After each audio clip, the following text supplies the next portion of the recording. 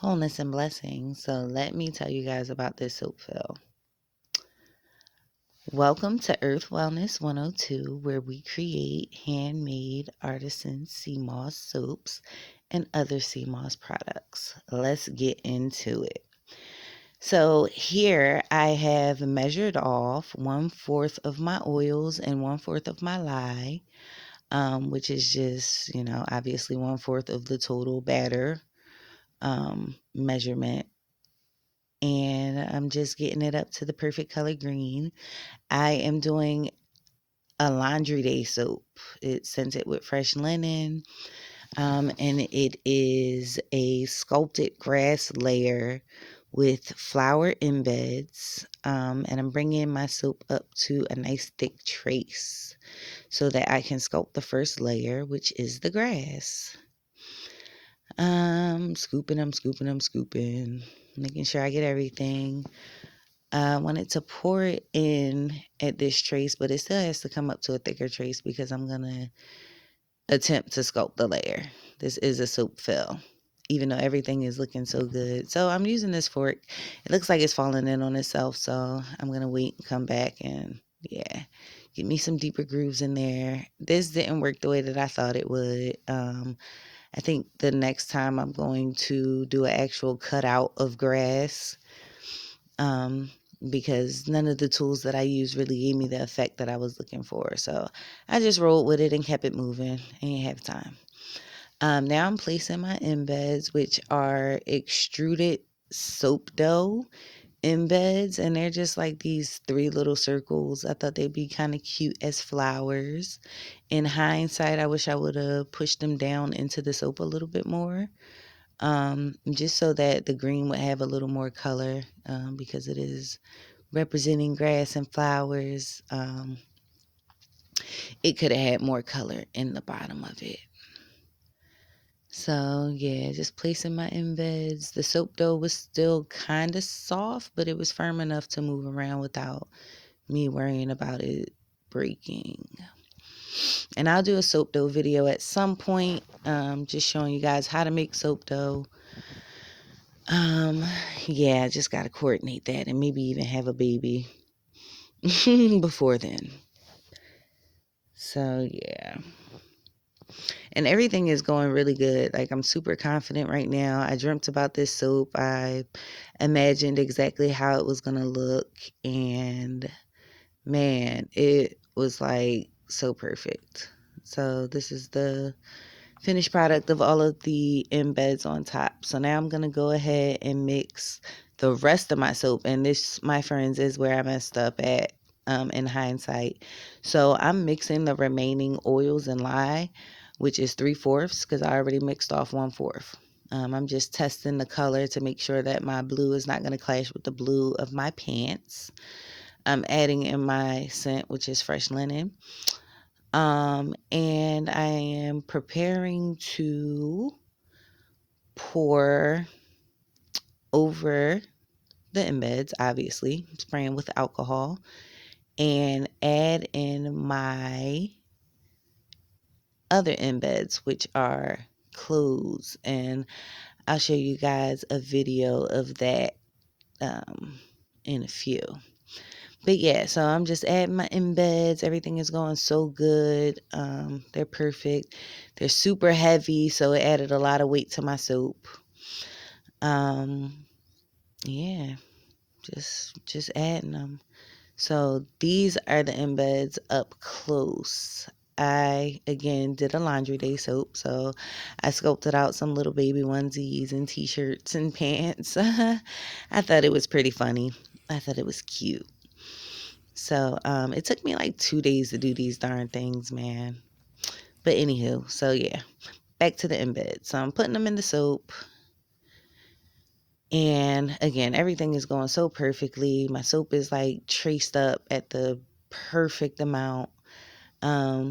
I should have definitely done this in a taller mold, but I'll know that for next time because I'm already at the top of my mold once I add my embeds in. Because I didn't take into account the weight of the embeds in my total soap recipe, which is normally what people do. but I'm a rebel, so I didn't do that. And now I'm just covering the top with a thin layer to make sure that the mica line adheres to my soap and it doesn't add on it doesn't get onto the embeds, and when I cut it the soap separates. So I needed a little thin line of soap.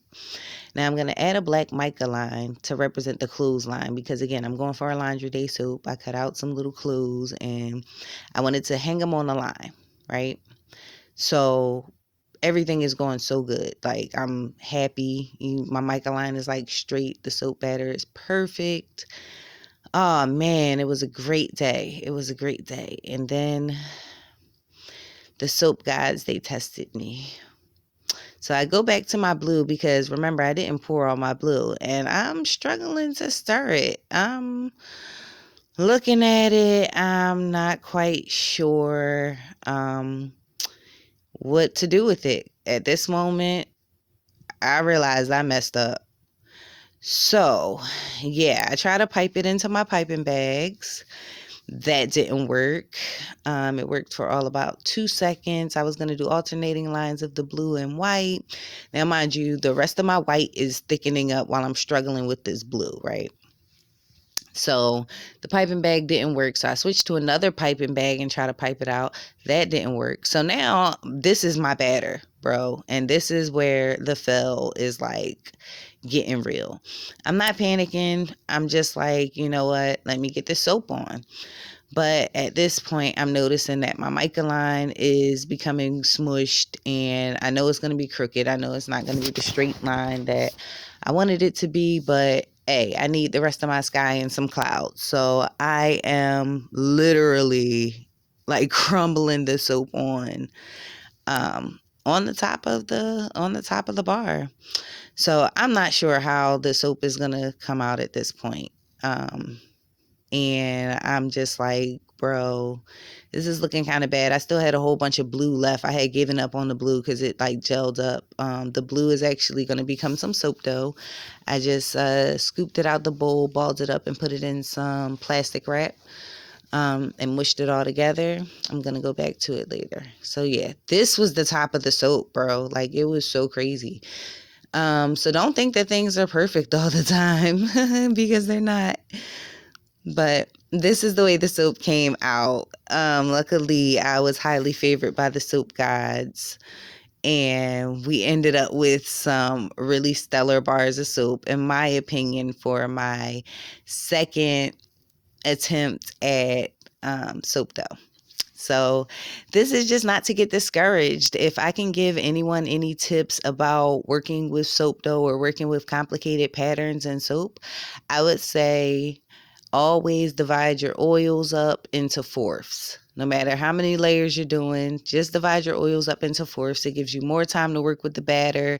If you ruin something, or if something comes up to a trace too quickly, or something like that, you always got the the reassurance that you have more, so you may not have a totally ruined soap. I'm really pleased with the way they came out, though. I think they were super cute. I'm working on my embeds and I am getting better at sculpting them.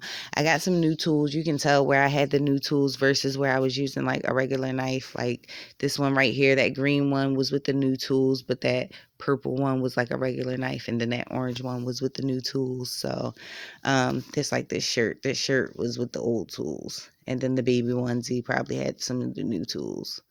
Yeah. So I'm getting better at this, and I'm super excited for the things that I'm going to create. That line came out kind of straight. So a couple of bars that came out actually the way that I thought they would. And yeah, man, that was my soap fill. I hope this kind of helped maybe some people out and gave you guys some tips on how you can recover from some soap fills. You got to be really thinking on your feet messing around with this soap. But thank you. Thank you for watching. You can find us on Facebook, Instagram, and YouTube at Earth Wellness 102, also at earthwellness102.com.